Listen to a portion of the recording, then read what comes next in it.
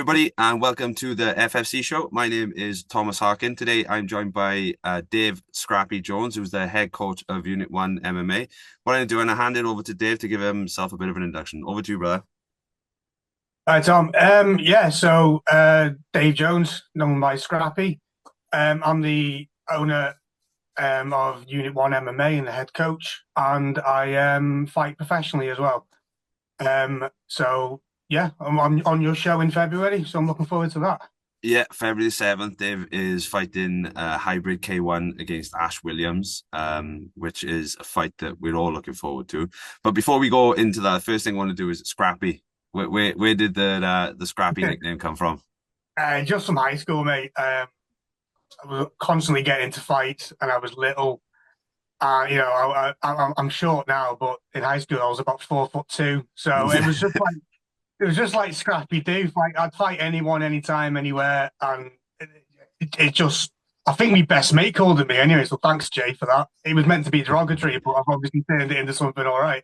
I'm gonna say you have kind of turned it into something, haven't you? You do you use the name for quite a lot, which is good. Like, Yeah, I go all in on stuff. So yeah, if you're gonna call me Scrappy, I will go all in. So yeah, that was it basically. It was just fighting bigger people in high school or trying to. Yeah. fair enough, fair enough. So obviously you said they're fighting in high school and stuff. So when did you start training? When did it all begin? Um, I, I originally started, I think like a lot of people in like Taekwondo when I was much younger, like 10, 12 maybe, I don't know. Um, but the the the, the proper fighting started, I think I was about 15, 16 maybe. Kickboxing. Um, was into MMA. Didn't actually do any MMA until I was 19 or 20. Um, just because there was no gyms around. It was a different time. There was nowhere to go. I think our nearest until one opened in Chester. Our nearest was Liverpool, Yeah, and it was just now there's gyms everywhere. It's great. Um, yeah. but yeah, so it was probably like 17, 18 when I started, for real, started getting into it a little bit. Yeah. So what you said kickboxing was your first, and when you say kickboxing, do you mean the mat kickboxing, or was it like the more freestyle stuff? Uh, yeah, the more freestyle stuff. That again, it was just the nearest gym, the gym that Yeah, yeah, I I got you. it was a great little gym in Chester. Actually, it was really good. Um, I'm not. I mean, I say this as I'm going to do a K1 fight, but I'm not really. A lot of the kickboxing lads, they're really tall and long, and I'm really short and stocky. And as soon as the grappling come along, I was like, actually, I'll try a bit of that as well. But I've always loved kickboxing. I've always loved striking. I've always loved K1. So Yeah. yeah. Yeah, I got you. And I know what you mean about the height, and especially with the range and stuff. It can be used. Like, I've met you myself, and I'm 6'3", and Yeah, yeah. so yeah, I do get you. Like, I come from more of a kickboxing style as well, so I do understand what you're saying. Now one of the things as well you said from fighting early and scrapping in school. What was one of the lessons that you learned early on from that? Then obviously I kind of gather what it is, and one of them is you fight anybody. But was there anything else? Yeah. So yeah, one, I'd fight anybody. Um, and two, I don't just always fight. I don't mean that. I don't mean always start a fight, Hmm. but always stick up for yourself. Even in high school, the fights I lost against much bigger people, much older people, I just try and make it as difficult as it was as possible for them, so they wouldn't try again. And a lot of the times they did.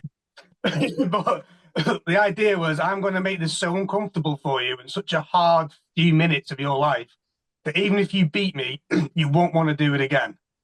And from about 15, my favorite fighter was BJ Penn, who Yeah, obviously, you know, fought from what featherweight to heavyweight. heavyweight. Yeah, Yeah.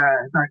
So it's that's also why I've got a bit stupid sometimes and put on some weight and tried to fight well above my weight class because BJ Penn did it. Didn't work out great, but that was the idea behind it. Yeah. I got you. Thing is, it sounds quite mad from the outside, but when you look at it from like another perspective, it's quite understandable as well, especially when you compare it to like, fuck it, let's just go. Let's just see how far or how much I can push myself and go up to this other weight class. And yeah, fuck it, let's just go again. Like, do you know what I mean? Just keep going. Yeah, that Yeah. was, and it was the training was always easier because the higher up I went, the more I could eat, and it was great. I didn't have to lose any weight. It only really it only really hit me when I got in the cage and I get hit by these big lads. But yeah, I've always been that way. Obviously, I'm sure I was really skinny in school, and I couldn't change that. I couldn't grow. I couldn't put on 5 stone in school, so I just had to like just do my best against these bigger lads. Yeah. And I did all right. Didn't do great, but here we are. So from obviously that's from high school. So then what were some of the lessons that you took from your first martial arts class then? So, when you first started training, as you said, properly and first started going, what was the beginning feeling to that? Um, I found martial arts really uncomfortable at first, because as you know, when you're in school or when you're a young lad and you're fighting, it's always through anger or someone hurting. There's something that kicks it off. You fight on adrenaline essentially. Yeah. And when I was like sparring or learning to fight against these guys who I had no problem with and I quite liked, and they liked me, but then they punched me in the face like 10 seconds later. I was like, wait a minute, this is like this doesn't make any sense. I don't quite like this. So one of the biggest lessons I learned was to just steady my nerves and not to fight on through anger. Anger's great; it can get you far, but you can't fight on anger all the time. You like this matchup with Ash. There's no problem. He's a lovely lad. It's just a fight, isn't it? It's just this is what we do. And yeah, that was the biggest lesson I took straight away, and that not all fights only last like 30 seconds like they do in school. They last quite a bit longer than that in the ring or the cage, and you need to get ready. Yeah. Yeah. It's the prep before as well. And that's one of the things that you can take from, from an early start. That's one of the things I took from when I first started training. And my first fight was like, you underestimate what you should put in, if you know what I mean. Yeah, exactly. Yeah. I see that. I'm sure you are. It gets repeated all the time. Yeah. People think they're fine. Oh, I can do this many rounds in the gym. Oh no, it's a lot different.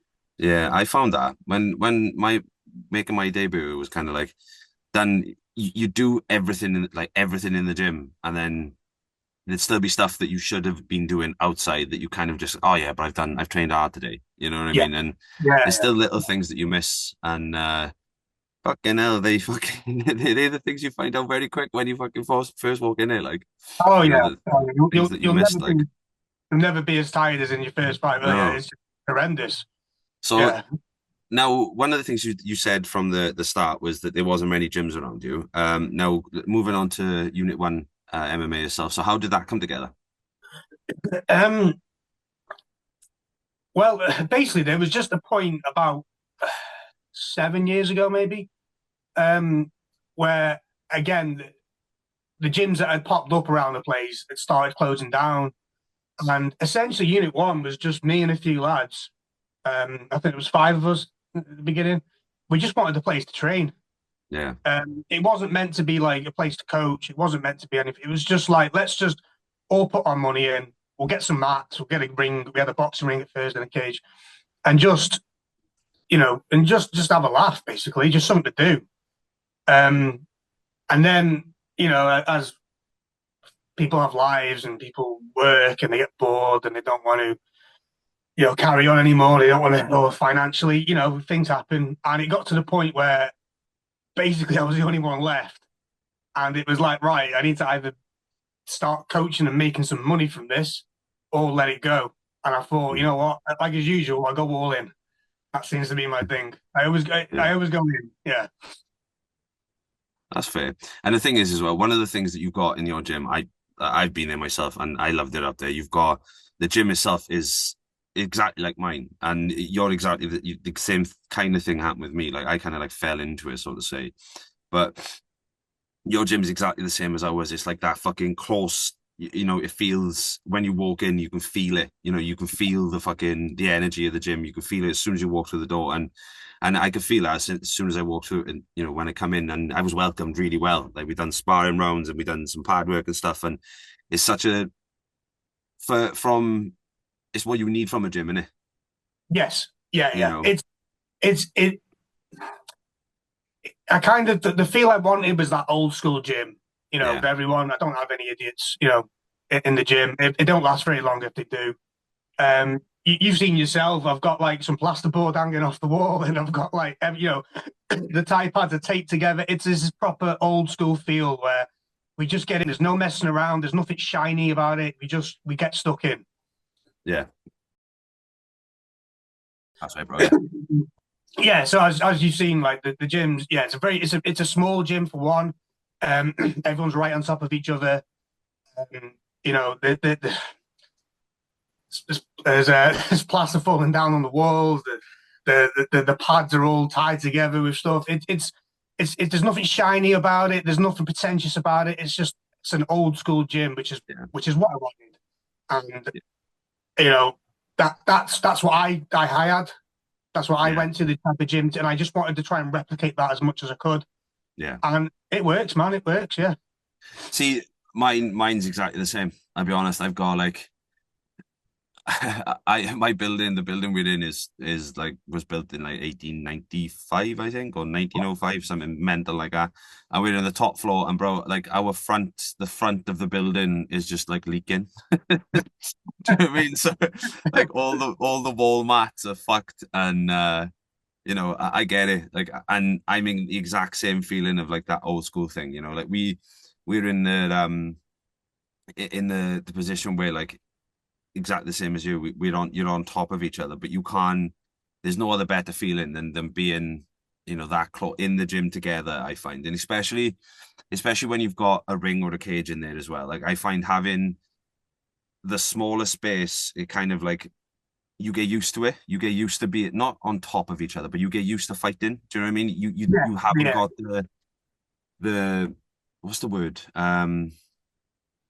Fuck, you can't run basically. Do you know what I mean? Can't run. Yeah. That's what I'm trying Yeah. to get to, you know. But one of the things then, so because obviously with the gym being quite small, as you said, well, what's the standards that you set then? Is there a standard that you set for everybody in there? Because obviously you fight yourself, so you're leading by example. Do you have like a set standard for fighters or? Uh, Standard in terms of rules of the gym, you mean standard in terms of Yeah, like yeah, anything really. Like you know, like one of ours is just you know like we always have like that half-hour chat after you know if there's anything like happened or you know anything like that. yeah, I again I know it's cliche one, but just treat everyone with respect. There's no you know we spar in the gym, we don't fight. Yeah, Um don't get me wrong, we hard spar, you know, when it's time to, but as long as you know, as long as we all understand that this is a hard sparring session and this is yeah, to get you ready for the fight. yeah, Um we've got a lot of youngsters coming through, a lot of new guys. We don't, you know, I did the opposite. I try and put them with experienced guys because mm, you know when you put two new guys together and they're just winging, yeah. And also if I've had a bad day, I can put one. No, I don't do that.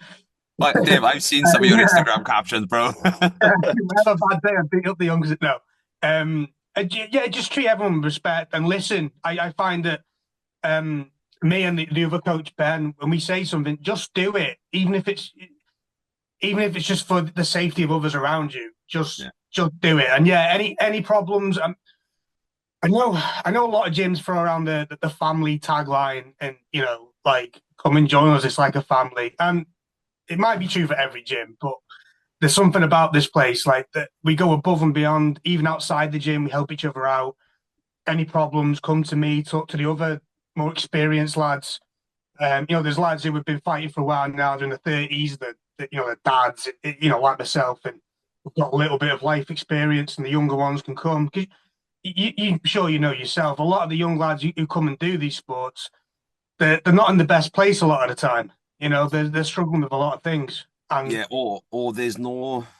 I'm not gonna say no direction, but there's like I know I don't know what the comparison is like for your area, but like for us, it's football, rugby, or boxing, what it used to be, And then now there's MMA gyms popped up everywhere. You've got K1 and Muay Thai now, so it's like now, you kind of encouraged to do these other sports, but then when you have guys like you said, like in the early 30s or the late 20s, I get what you're saying. There was no direction prior, like especially if you didn't do well at like football or rugby, and you didn't do well as a team sport, and you found that like doing something on your own, yeah, I understand what you're saying, that it was no like it wasn't the best place. You never come from like you're hounding with confidence, especially if you're coming from like playing a team sport prior, or as you said, if you're coming from just like a bit of a tougher background than everybody else, like.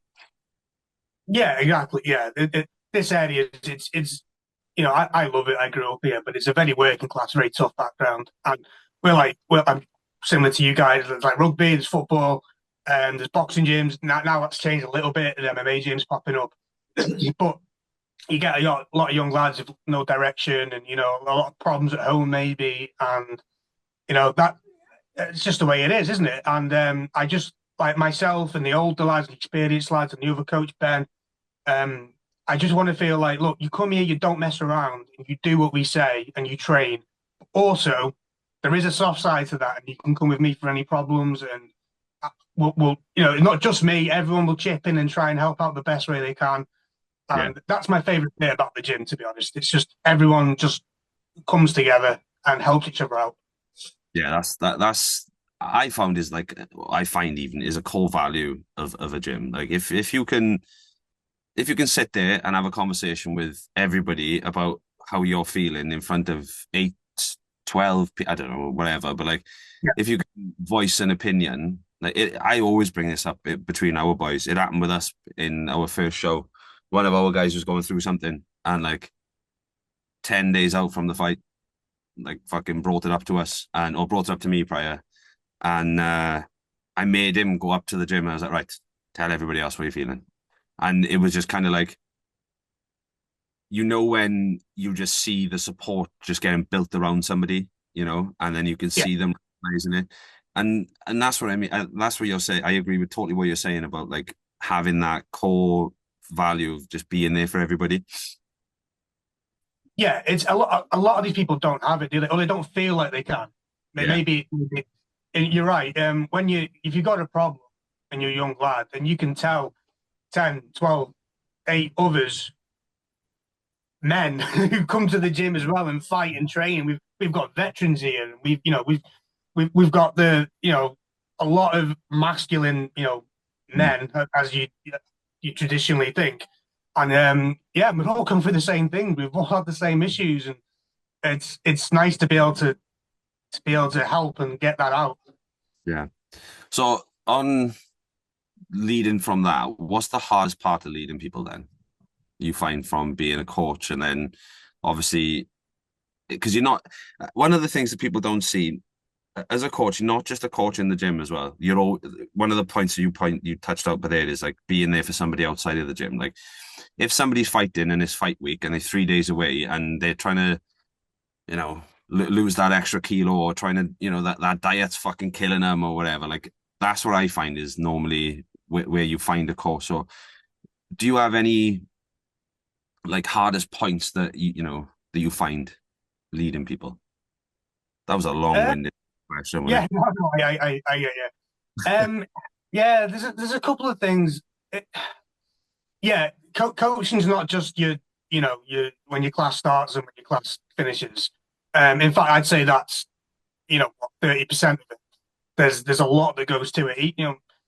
Matching fights, getting to fights, watching people's weights. And yeah, it's normally fight week or the week before when the doubts start creeping in and the weight's not coming off, and you get messages or phone calls, 11 o'clock at night, and I just want to watch EastEnders with the missus, and you know, I get, but this is the reality.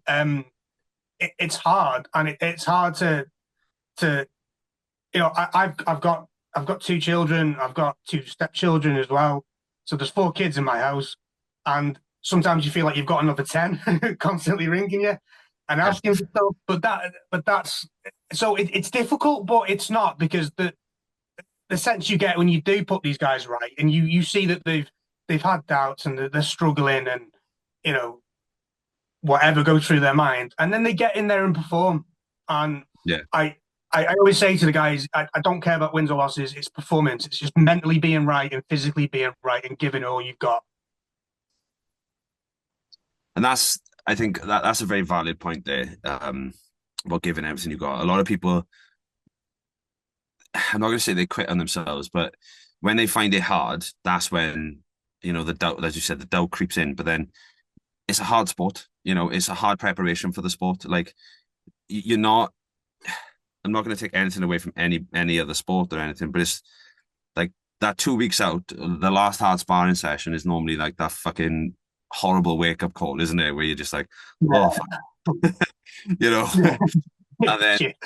yeah, and Yeah, then like Wednesday of fight week, when let's say you got that last kilo to go, that's when it starts to get hard. And as you said, having the coach there where you can call them at 11 o'clock at night, where you know that they've got your back. I think that's one of the best things. And I think that comes from the gym etiquette as well, that you're obviously giving everybody the opportunity where they can go, right, now if you're struggling, I'm here, or one of the other boys is here. And I think that's what builds a great coach as well. Like, you always say about leading by, everyone can say about leading by example, which is 100%. I don't think you can coach the sport unless you've been there yourself, or you're still active within it, or but I think it's not just the coaching, it's the team as well. I think that's one of the biggest things. Even though it's a very independent sport, even though you're the only one fighting, you're not. Like, you see it in sparring, you see it in the training sessions. Like, there's a video that I shared, and it is a guy on Instagram called Riley Tie Fist, right? And it was on. I fucking shared it all the time, and he's like a week out, I think, and he's doing like it's a 2 minute pad round, right? But I think it must have been like the last 2 minutes, and they're alternating in between, right? And you can just hear the gym screaming for him. And I think that's what being a coach is as well, is being the fact that you can get everybody behind them, and yeah, like yeah. having that ability within the gym is something yeah, I think it's fucking awesome. And I think that leads on to my next point. Like, you're still active yourself. You're fighting. This is your debut in hybrid K1, Yeah. but you still fight in pro MMA, and you still fight in the 4 ounce gloves. So what made this change then? Because this is a bit of a big jump from going MMA. I say big jump. It's not really a big jump. It's more stand. It's basically stand and bang. Yeah. you know. So what made you change? What made you go across? Uh, it's just something I fancy trying. Um, because I think I was discussing with you about maybe doing a hybrid, a boxing Yeah, hybrid fight. yeah, Um, and then when you mentioned the K1, I was like, yeah, man, let's do it. Like, um, I've been trying to get on your show for a while. Obviously, like I've had, things of it is what it is. It's hard to get a bunch of lads down there, and my family, my nan's from the Rhondda, and it's a place close to my heart. And I just thought, if I'm going down there again, I'm going all in. I'm having a proper scrap in the valleys, and then I can have a nice beer with you guys afterwards, and we can all, we've done our jobs then, and I'm quite happy with that. But yeah, man, it's just something. Obviously, the 4 ounce I'm used to. I'm used to fighting in the 4 ounce. I'm probably more comfortable in the 4 ounce than I am in boxing gloves, to be fair. Just because that's what I'm used to, and yeah, a 4 ounce hybrid K1 with Ash sounded like a good idea at the time. I might regret saying that, but it sounded pretty good. So obviously, as we said, you're still competing now. I touched on leading from the front. You've also got one of your other guys is confirmed. He's making his N class debut in Muay Thai. Now, what does that change the gym energy at all? Does that change like how you guys are training, or is it just another training session? Um, yeah, so Levi's confirmed. Yeah, I have to say about Levi, just a little shout out. He had a massive event in his life about 18 months ago. He got stabbed. He had the surgery, yeah, he came back a couple of weeks ago and he had a boxing fight of the first one back since, and he absolutely smashed it. That guy is one of the mentally strongest people I've ever met in my life. Fucking fair play to you, mate. Yeah, he's a top lad. But having, I would have felt, I would have felt a little bit selfish if it was just me fighting on it and then people having to help me out. You know, because I'm the coach, I always feel like I should be helping other people. Okay. I should be the one. But because we've got another lad on it and another lad trying to get matched, if we get the three, I just feel like it takes a little bit of weight off my shoulders and that, okay, there's a few of us on that. It's a gym thing, it's not a me thing. So Yeah, I get you. people can get, behind it. They would anyway. But I would have felt a little bit like I'm taking too much. I mean, don't get me wrong, I love attention, but I also realize that I'm a coach and, I'm the coach and it's not about me. It's about the lads. Yeah. I'm 38. I've done my thing. I'm still competing and I love it. But I've got no delusions of grandeur. I'm not going to be doing this when I'm 50. These guys are in their 20s or even younger, and this is their time. So they should come first. But the way it's played out is honestly, it's perfect, to be honest. Yeah. Yeah, I like that approach as well. Like you can still see the coaching aspect like deep within Uber there, and one of the best things with that is like I find, because obviously Ash is coming from, we give a mention about Ash, like Ash is coming from Welsh Gladiators, and you got Cornelius who's fighting as well. So like Ash is coming in with, I think there's like 2 or 3 other gladiators who are fighting on the show. So no, maybe even 4. So it's good that the both of you are coming in with that like that team around you as well, and I'll be honest, right, with the two of you, you're both very experienced. I think this is going to be such a fucking an awesome fight, and especially in 4 ounce K1, like it's going to be, it's going to be fun. Yeah, I can't wait for it. Yeah. So as you say, let's touch on Levi. You said about Levi, so let's touch on that before we move on. If you don't mind, obviously, like tell me what happened then with him. He obviously he made he got stabbed. He's back now. He's back training. So, like, yeah, tell me more. Yeah. So, I think it was. I'm sure you won't mind me saying. Well, it's a bit late now. Yeah, I think it was July last year, was it? Yeah, I think. I don't know a lot of the detail. There's an altercation, and basically someone pulled a knife on him and stabbed him. That guy's in jail now, so obviously, like, justice done. That's fine. But it's as horrific as it was when someone told me about Levi, because he hadn't trained for a while. He'd had kids, and he had twins. God help him. So he was taking a little time out, and they told me what happened. Obviously, I was horrified. Then I was like, you know what? He's the toughest guy I know. Like, if anyone's going to get through it, it's him. And he started training back a few months ago, and he was meant to have an MMA fight on Octagon Wars just gone in Chester a couple of weeks ago. That got changed 2 weeks before to a boxing fight. Boxing fight to a different sport, different opponent. And I've seen a lot of people crumble under that, and like, I don't want to do it. I don't. Levi's like, yeah, man, I don't care. They're all the same. I'll box. I don't care. I just want to fight. And he got hurt with a body shot in the first round, and he felt sick the entire time. And in fact, actually, as soon as the fight ended, he ran up and puked outside the gate. It was quite embarrassing, actually, to be fair. But it just shows the resilience of that guy. It was something special. I was so happy as a coach, not just because he won and because he performed, but the whole thing he went through, and everyone, as we mentioned before, everyone's come around and helped him, and it does help that he's a bit mad and doesn't care, and just like, yeah, I'll fight anyone, fuck it, I don't care, and but the combination of everything, it was one of these one of the feel good stories that you get in places like this and that you look forward to.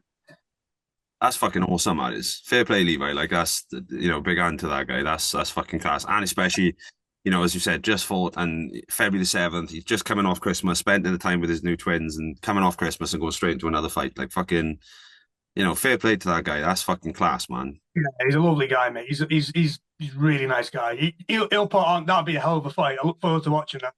Yeah. And the thing is, like you said, especially with the change, and he's had the same thing because he was matched for K1, wasn't he? And we come, That was it, yeah. we come back and we said about going N class tie. So Yeah. same kind of thing has happened. So I definitely look forward. That's definitely somebody I'm going to look forward to on the night. Amongst every other fight, that's one I'm going to definitely look forward to watching. Now one of the other things we touched on your fight, so let's go back to you. Right now, you said about being comfortable in the four ounce gloves. Now, for everybody who doesn't know, a boxing glove obviously is a big bulb around your hand, and then under the 4 ounce gloves are the fingerless ones that you see in the UFC and PFL and so on, so on. So MMA gloves. Now, what makes you comfortable in it? I know that sounds a silly question, but like, what do you feel comfortable about the gloves? Because you said in comparison to the boxing gloves, you feel better than the fours. Yeah, I feel like and this is not like I'm not being a negative towards the kickboxing sport in gloves. This is just a personal thing to me. Oh no, I But get that, and especially being hybrid as well. Fucking hybrid is hybrid, isn't it? It just works like it. yeah, of course. Yeah, but I feel like when I feel like I'm lazy in boxing gloves. I feel like I shell up. I feel like I don't move my head. I feel like the fundamentals that we learn in MMA in how to move the head movement sort of goes. With it again, just personal to me. Got big gloves on, you shell up, and then I probably end up taking more damage, to be honest. Um, and and yeah, I, I prefer like when I train. I like training in MMA. Obviously, in the 7 ounce, we train in these. Um, and yeah, I've just always found striking not easy. I don't mean easy. I just think personally I do better in that. Um, but obviously, if that's the same for Ash, then that just balances itself out. It doesn't give me any advantage. But obviously he's boxed in the 4 ounce, Yeah, hasn't he? Yeah, he has. Yeah. yeah, So and yeah, he's fought bare knuckle as well. yes, he's fought bad. Yes, I've seen him fight bare knuckle. Yeah. So I think if I was used to the kickboxing, the boxing gloves, sorry, going against a guy who's done bare knuckle, done 4 ounce boxing, that would have been quite a stretch. But the fact that I am more used to them, kind of It weighs it does. up. But yeah, Because one of the like I've got one confirmed out of Apollo who's fighting hybrid boxing, and I've got one that we're working on to fight hybrid boxing. Now, that's one of the biggest things that I've said is the hands and the gloves. Like it may not feel it, but like you have to be a lot more switched on. You can't shell up. You cannot shell up in the fours because, as you said, you can take the damage. And with the fours gloves, like it's your hand. Your hand can get through your guard, somebody else's guard. So I think that it does give a different dynamic to each discipline, and especially one of the things that I find for K1 is, especially hybrid, is you can put the hand down, so grab off the hand to head kick, and you can use your hands a little bit more. I'm not saying fucking fingers or whatever, but what I'm saying is that you can control the body a little bit more, manipulate your opponent a little bit more. So it is exciting, and it's the same with boxing. Like you can pull the arm down and then fire a right hand or whatever, because you've got that freedom of the hand movement and the thumb movement. And like I said, I'm really excited for the fight. I think it's going to be a really good display, especially as you said, you're comfortable with the striking. Now, Ash, like I've cornered Ash, and I've fought against. I haven't fought myself, but I've cornered against Ash as well. And one of the things that I can say about the guy is he's there to fight. Like yeah, he can fight. Yeah, that's you what know, that's what I loved about watching him. To be fair, he's game, and I'd like to think I'm game, and that hopefully that makes a good fight. Yeah, he is. He's definitely there to fight. Like I watched him in his last bout up in Bristol, on I can't remember the name of the show, but he was defending the title that he won, and he come up short basically. But what a fight! Like fucking, what a scrap! Like and to see him go in against the guy. It was a really good fight, like really good fight. International guy as well. I think he was Romanian. So it was a good scrap, like really good scrap. But talking about that, so does the K1 rule set then suit your style? So you said that you're more comfortable striking. Does the K1 rule set suit your style? So obviously you've got the knees to the head, which you're used to in the pro MMA anyway. That was no elbows. But the quick release clinch and stuff like that, does that suit you? Yeah, I think so. Well, I hope so. I think it would suit me more than box anyway, more than hybrid boxing. Um, I've never done the hybrid boxing, but when I box, my footwork's very MMA or K1 orientated, and it doesn't play well into the boxing. Um, so to try and like adjust that within the next six Yeah, weeks or so would have been. I would have done it. Don't get me wrong, but um, this K1, the stances with the 4 ounce, it's not going to be too much different from the in and out of MMA. yeah, The only difference is obviously I can't try and take him down, but my last two fights have been quick takedowns, so it's going to be interesting that I can't do that. Yeah, I'll try not to. But one Um, of the things you said about there with MMA is were you originally matched with Ash prior? I remember when um, we were talking, or was it just a conversation that was it had was with just you? a conversation. Yeah, uh, they were just banging around names, and Ash came up. I even sent my message actually, and he was just like, "Oh, what kind of weight you fight?" They're just talking, but it ended up being someone else, and that was fine. And I'm glad now. I'm really glad. Yeah, Because if we just fought MMA, we probably wouldn't have done this. yeah, So, yeah, it's worked out really well. But it's only because he fought. Oh, he fought a lad up here a couple of months ago. So he's obviously just one of the pros around our weight. There's like 10 or 15 of us, isn't there? That we all and yeah, man, yeah.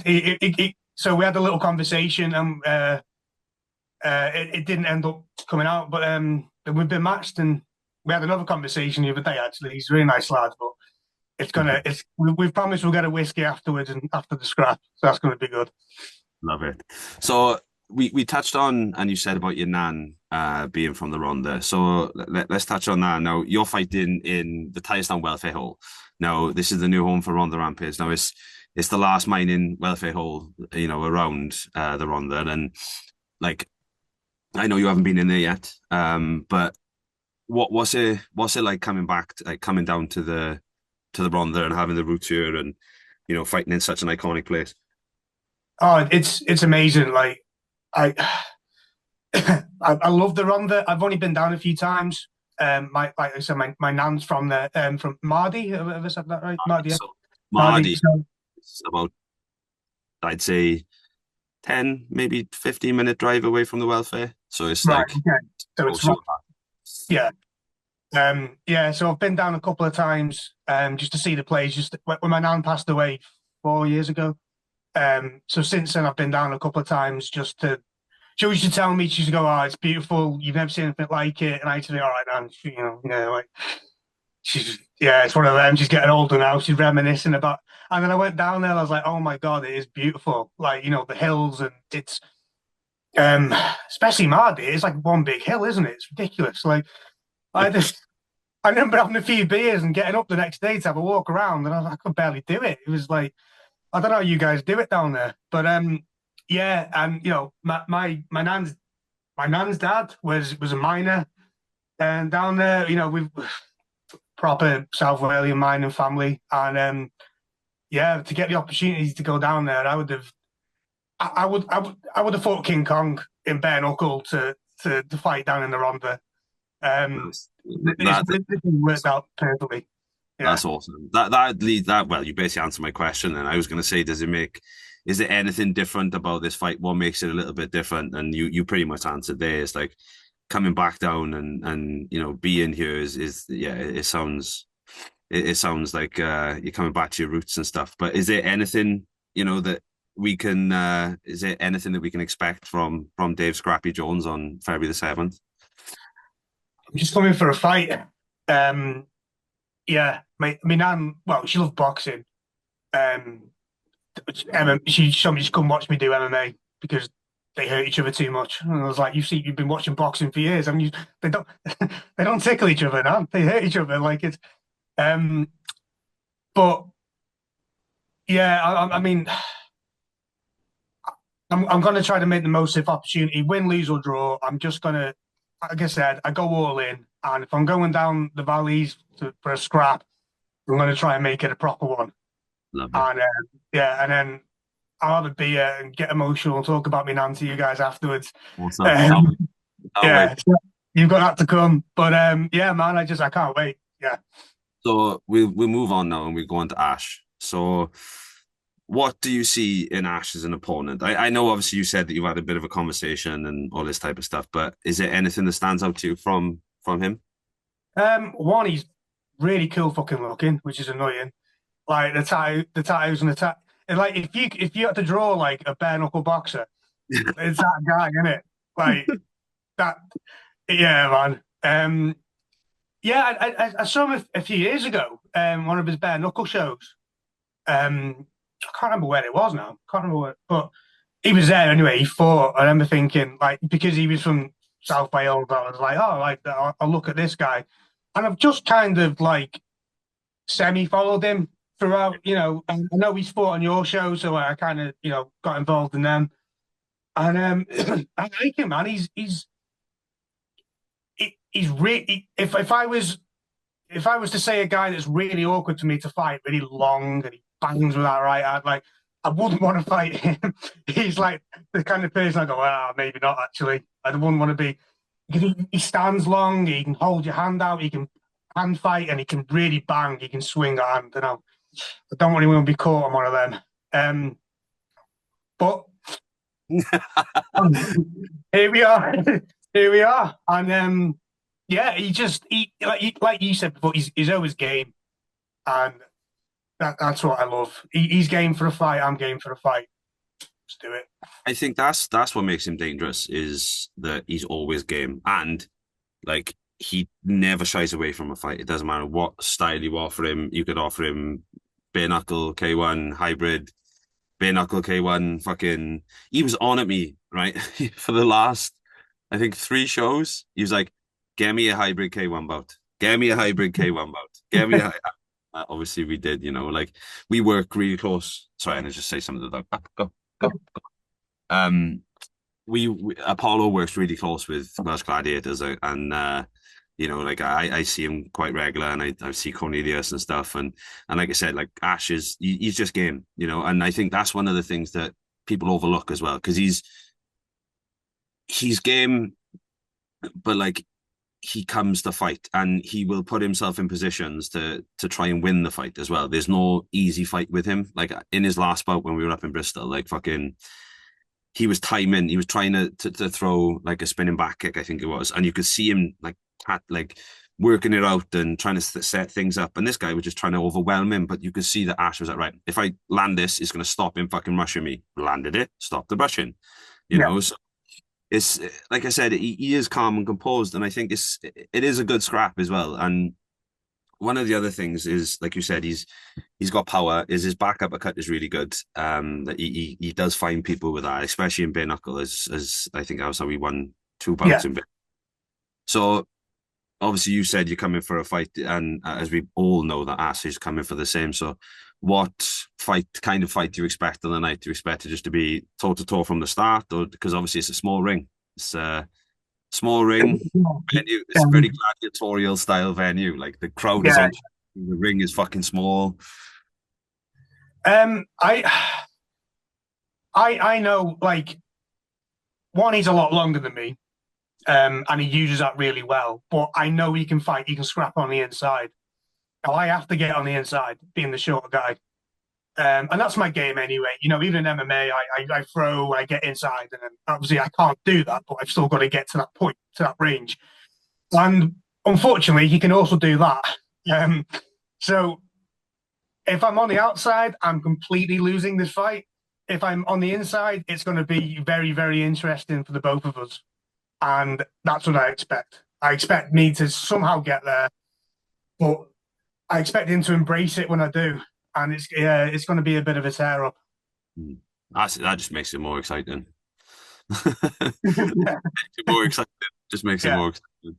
Now we touched on Levi, and you bring some other guys down. So what's it mean? What's it mean to you to bring the Unit One down to the Rhondda? Oh, it means yeah, this is massive. Um, it's our first Unit One where we're like, I've had single fighters go to different places. We had a show down in the O2 in London, and like we've been around, but this is the first time a group of us are going, like for a weekend essentially, for Yeah. like a weekend away for a scrap. Um, and the fact that it's the Rhondda obviously means a lot to me personally. So it's, I think it's perfect that this is the first time that we've done this. Mm.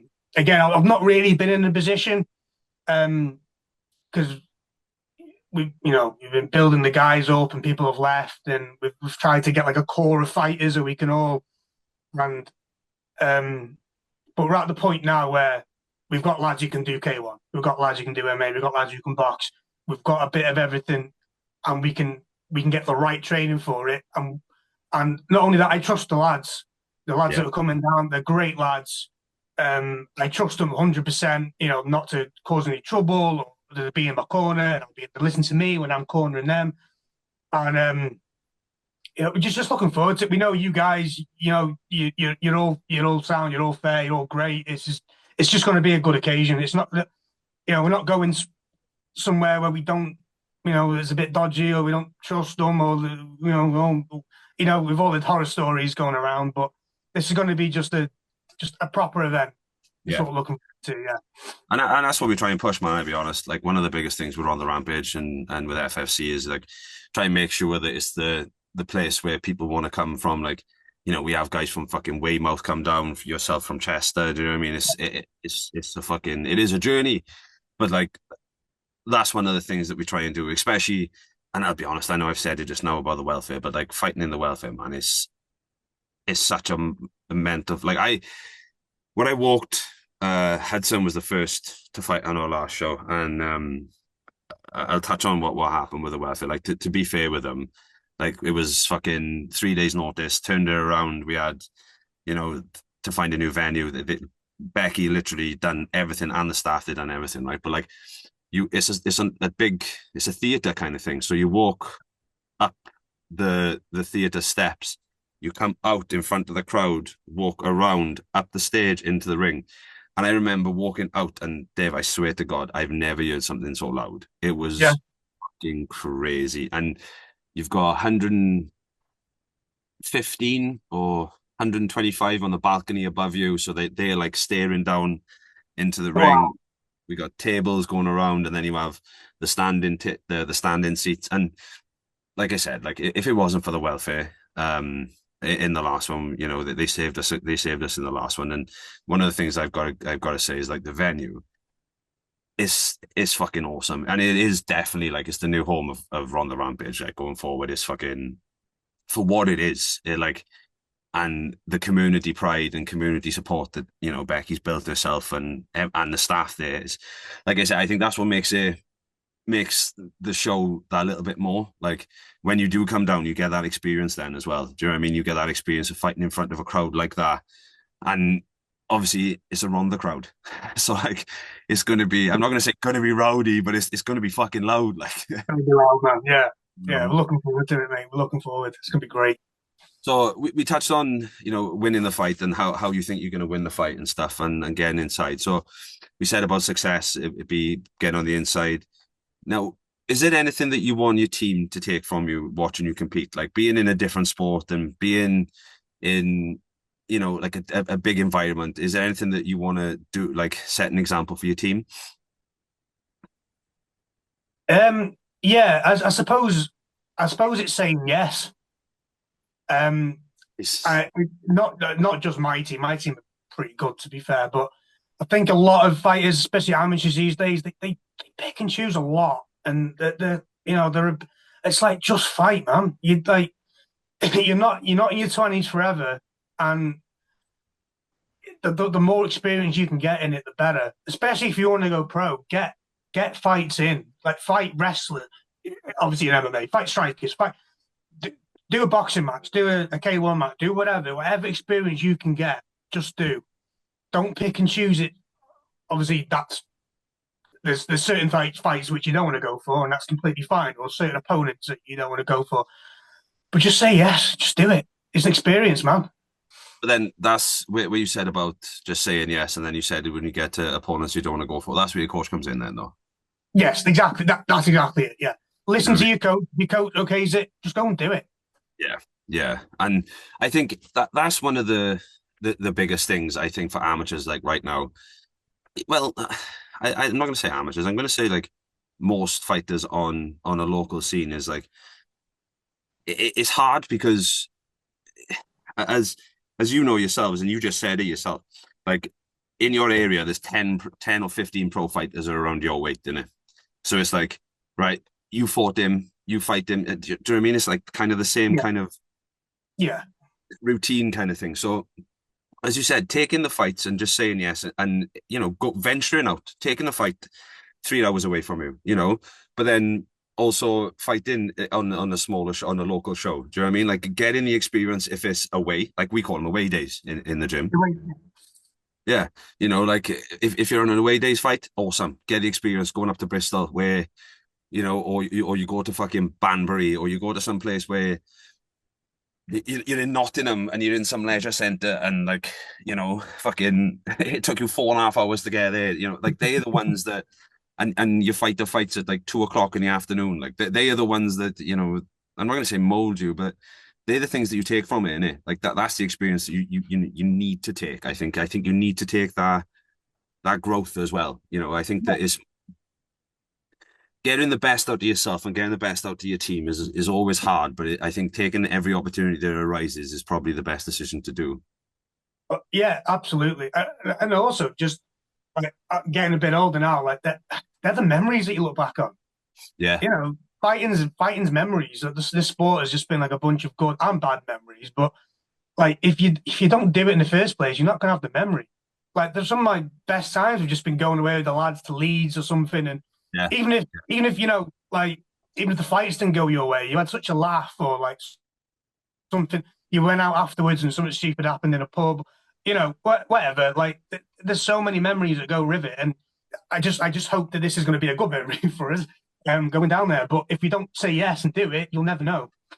It is, and like I second exactly what you said about the memory aspect. Like I remember going to a show and like we've been to this one a couple of times, and the hotel that we stayed in isn't top tier, so to say, right? Like, and the pub that the 3 times we've been here, the 3 times we've ended up in, again, is not your best place, you know. Bit of a dive, like I'm not gonna say where it is, but we done karaoke in it till like 3 o'clock in the morning. That's it. Yeah. Like, and then going to a kebab shop and eating fucking. I remember we were all standing it, and everyone was like, "Let's see how many chilies you could eat, or let's see how many peppers you could eat." Standing in the kebab shop, like waiting for everybody's food, just having a fucking doing this type of stuff. And like you said, they are the memories, and doing that with 8 or 10 other people that you know that on the Monday, that when it comes back to training, that everyone's just there to better everyone. I think that's what builds the core fundamentals of the team as well. Do you know what I mean? Yeah. Absolutely. Absolutely. Yeah. And as you said, I second the memories thing. Now back to the fight. One of the things that I do want to mention now, Flow Fightwear is going to do you're fighting in the Rhondda Heritage kit, so it's going to be built on the color scheme. So yours is going to be orange and black, built on the same, on the same kind of like design as the staff's t-shirts. We haven't released nothing yet, but that's what we're going to be doing. And Ash's is going to be yellow and black. So it's a limited edition heritage kit that's built specifically for this fight as well. And you know, you can have set gloves and stuff. Now, and one of the other things, obviously, Flow Fightwear does all of your kit and stuff anyway. Now, is there big shot? Um, is there anything that you're specifically looking for? And what I mean by that is like to touch on the whole team thing and to touch on the day of the experience and stuff. Is there anything specifically that you're looking for from your team to come down? I know one of the biggest things that you said is the putting on the performance and stuff, but is there anything that you're really looking for everybody to do when they come down in front of the Rhondda Rampage crowd? Just I expect that. Well, I want them and expect them to be when they get down there to be exactly like as they are in the gym. Be respectful to everyone. To listen to me or to listen to the coaches in the corner. Remember that we're fighting, but we're all friends at the end of the day. There's no problem anywhere. You know, we're all. I mean, like you said, we've known each other for years. You're going to be in the corner of Ash. Yeah. Like, absolutely no problem. We'll have a beer afterwards. That's what fighting's about. We're not children, you know. We're adults, and this is what we need to do. And to make the most of it. This is, like you said, this is going to be a memory. This is going to be. We're not going to fight down the Rhondda every day. You know, this is going to be an experience with people you've not met and fighters you've not met before in a venue that you've never fought on. I've never fought on. Yeah, just embrace it and make the most of it. Yeah, and I think that's one of the best things that you can do, isn't it? Is just embrace the opportunity, take the opportunity, and as you said, just get better with it and do as much as you can and take advantage of it. Innit, really. That's it. Take advantage of it. Yeah, it's everything's set up for you. Just go enjoy it and do it. Yeah.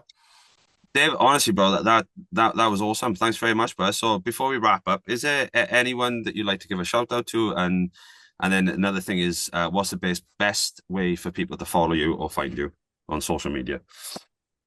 It's very entertaining social media. It's cracking social posts, guys. I like attention, you know. You follow me, Facebook, Dave Jones, Dave Scrappy J on Instagram, Unit One MMA. We're on Instagram and all the socials. Just shout out to the team. Shout out obviously the Flow Fightwear for getting sorting us out, making sure we're the best looking gym in the area. Shout out to me missus who puts up with a lot of shit for me when I'm stressed or when I'm dealing with fighters or when I'm cutting weight, or like when I'm asking her to pause EastEnders so I can answer a phone call. Let's just get into the good bit. My lad as well is coming down. Lucas, he'll be in my corner, so it's going to be a great experience. He's never been down to the Rhondda either, where his great nan's from, so that's going to be So just everyone who's involved, everyone who's contributed positively to the gym, and everyone who's going to be helping us train for the next 6 weeks, 7 weeks, whatever it is. Thank you, and we can't wait for it. Awesome. So guys, that's just before we wrap it up. So this again, so we got Ash Williams from Welsh Gladiators versus Dave Scrappy Jones from Unit One MMA for the Pro Hybrid 65 kilogram title. And this is the first time we've ever put hybrid K1 on Rhondda Rampage, and I'll be honest, I think that having the two of them go out and put on a display that we all expect from both fighters, I think is the perfect way to kick off the hybrid weight category. So I just want to say thanks to Dave for joining me today. I really appreciate it, brother. And thanks to all of our sponsors. So to Flow Fightwear, the FFC Podcast, Captured by Jazz, Fighting Homelessness, Combat Parkinson's, Valley's Vodka, Nails by Sancha, Liam Wilson Design, and a special thank you to Tylorstown Welfare, the home of Rhondda Rampage. The show is February the 7th. Doors open at 5. First fight's at 6. Tickets available on Box or directly from your fighters. I just want to say thanks to everybody. And thanks again, Dave. Just really appreciate it. Thanks very much, brother. Have a good evening. And no worries, bro.